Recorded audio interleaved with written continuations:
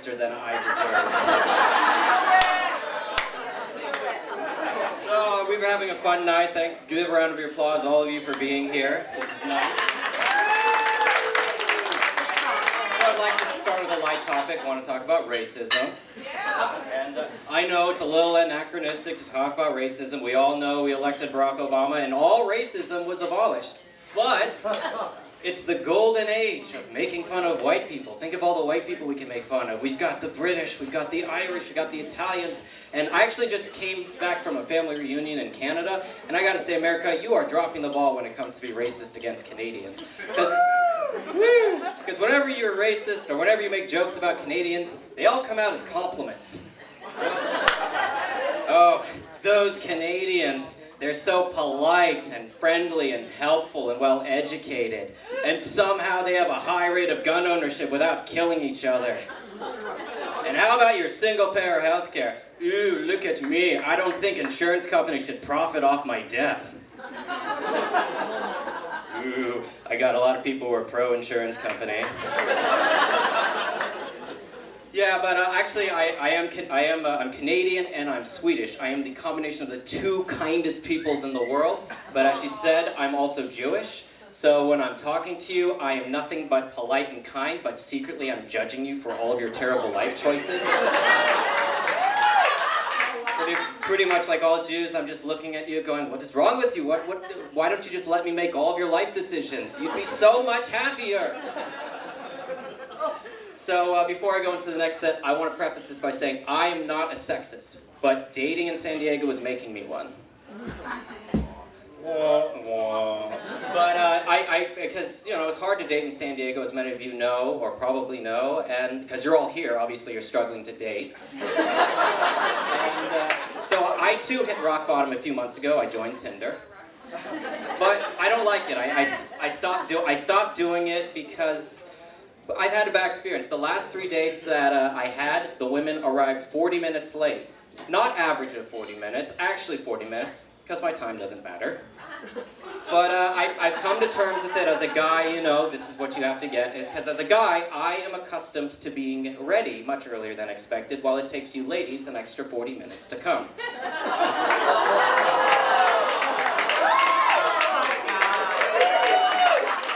But actually, I've had a lot of fun on Tinder. The most fun on Tinder I ever had was when I answered messages for my female friend.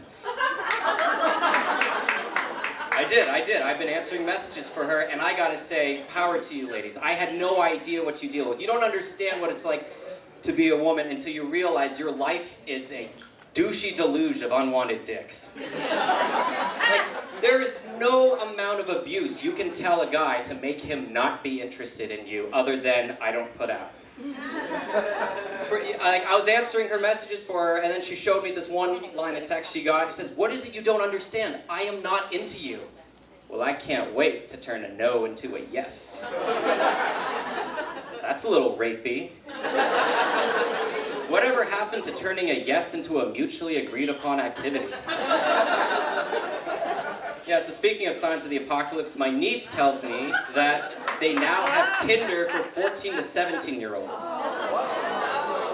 Who decided we needed that? Jared from Subway?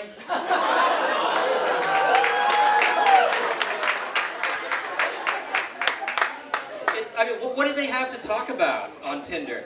Yo, girl, you know what I want to do to you? What? Oh, I don't know. I was hoping you know. Get a ride with my mom to the mall? Yeah, so a lot of people out here. Any girls out here with their guy friends? All right, no. All right. Well, whether you're with your guy friends tonight or another night, I want you to do this exercise for me. Look to your left and look to your right. And you'll know that 2 out of 2 of those guys tried to fuck you, said something stupid, and now they're your friend. Yes, friend zone. Yes, that wonderful term. I actually, you know, as I've gotten older, I've stopped using that because I learned it's an offensive term and it doesn't sound like it, but this is why it's an offensive term. When you say friend zone, you're telling a woman your friendship is a punishment. It's true. It's like, oh, sure. Yeah, a lifetime of kindness and loyalty, but what good is that if I can't touch your lady bits? Oh my lord, I can't believe this. I thought he was just interested in everything I had to say. Look, I'm sorry, this isn't a bad thing, and, you know, I just want to say, on behalf of men everywhere, women, you are not responsible for our boners. You are the cause of it, but it is not your duty to do anything about it. Because guys, they just get so angry about it, like, oh, I can't believe it, she didn't want to fuck me, as if everyone is just begging to fuck you. This is a good crowd. I'm enjoying you guys. I'm sorry if this is the first time you're hearing that guys are trying to fuck you constantly. I thought you knew. But yeah, I like comedy. I've been doing comedy for 2 years. I watched it a lot growing up. And a little-known comedian, he had a show that just ended. What's his name? Jon Stewart. He just ended. He ended a 16-year run, and I thought he did a great job of informing everyone of things. And you know, no one's perfect, but I liked what he did. And his last monologue really spoke to me. It's bullshit is everywhere, and it's true because the idea of it is that we kind of we kind of deny things that are uncomfortable because it's easier than accepting them, you know? It's kind of like how we have shitty politicians, because this is how pretty much it works. You know, we get a scandal, we're like, well, if a friend of mine did that to me, I'd stop being friends with them. But I agree with you on a totally unrelated issue, so I'll let this go forever. And like Bill Cosby, how was that a thing for so long? How did we just sort of let that go forever?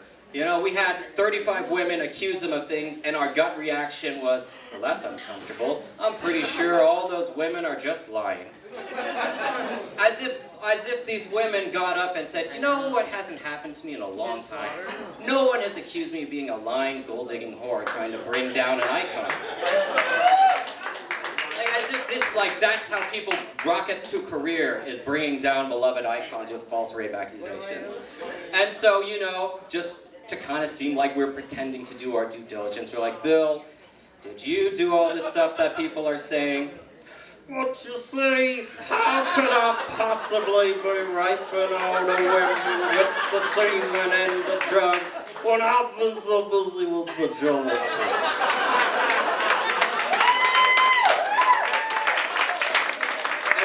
Well, I'm satisfied. He's like, wow, he's black, so I should be scared. But he's wearing a sweater, so I feel safe. And he spends all his time criticizing other black people. And as a white person, that's the kind of black person I like. And I got the light, so I'm just gonna close up. And so we ignored 38, as of today it's 38. We ignored 38 women, but then Hannibal Buress told a joke and we paid attention. So that's the unfortunate lesson for women in America. 38 of you can tell us something sincerely, and it takes one comedian making a joke to pay attention. Anyhow, I've been Jordan, so I'll leave on that. Thanks.